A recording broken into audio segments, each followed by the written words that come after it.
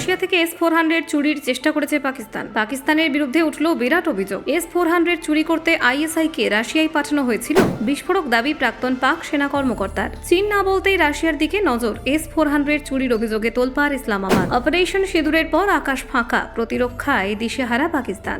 HQ-9B ভেঙে গুঁড়িয়ে দিয়েছে ব্রাহ্মোস। প্রতিরক্ষা সংকটে পড়েছে পাক বিমান বাহিনী। চীনের দরজায় ধাক্কা আর রাশিয়াতেও ব্যর্থতা। পাকিস্তানের কূটনৈতিক বিপর্যয় সত্যি হাস্যকর। পুতিনের দরবারে অপেক্ষায় শাহবাজ, তবু ফিরল খালি হাত। আকাশ প্রতিরক্ষা নিয়ে ভিক্ষার থালা। বিশ্ব দরবারে পাকিস্তানের অস্বস্তি চরমে। এরদোগান পুতিন বৈঠকে ঢোকার চেষ্টা।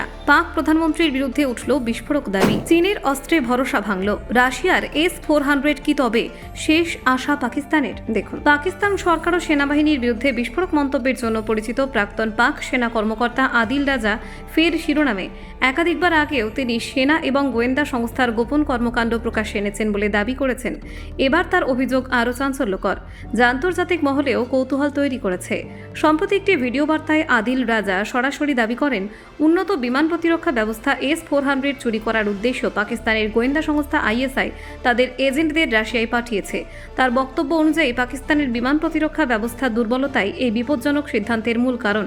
আদিল রাজার মতে, পাকিস্তান এতদিন চীনের ওপর ভরসা করে চললেও বাস্তবে সেই ভরসা কাজে আসেনি। চীনের কাছ থেকে আধুনিক আকাশ প্রতিরক্ষা ব্যবস্থা পাওয়ার আশা করেছিল ইসলামাবাদ, কিন্তু বেজিংয়ের তরফে কোনো কার্যকর প্রতিরক্ষা সহায়তা না পাওয়ায় হতাশ হয়ে পড়েছে পাক বিমান বাহিনী। এই পরিস্থিতির সূচনা ঘটে গত মে মাসে ভারতের অপারেশন সিঁদুরের পর। ওই অভিযানে পাকিস্তানের সামরিক পরিকাঠামোতে ব্যাপক ক্ষতি হয় বলে দাবি করা হয়। ভারতের পদক্ষেপে পাকিস্তানের পশ্চিম দিকের বিমান প্রতিরক্ষা নেটওয়ার্কের বড় অংশ কার্যত অচল হয়ে পড়ে।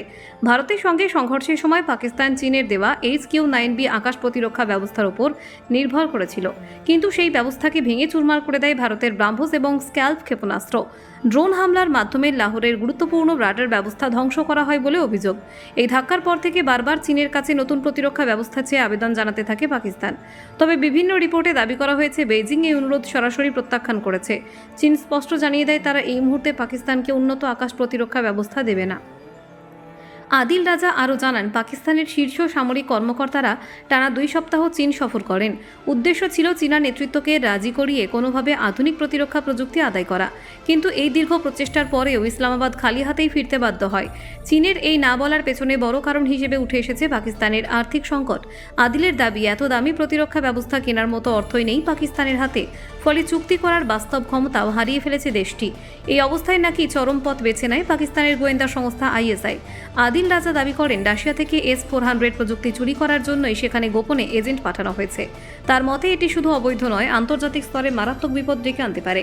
এই প্রেক্ষাপটে রাশিয়ার সঙ্গে পাকিস্তানের সম্পর্কেও টানাপোড়েন তৈরি হয়েছে বলে আদিলের অভিযোগ। Bureau report, Bangla digital TV.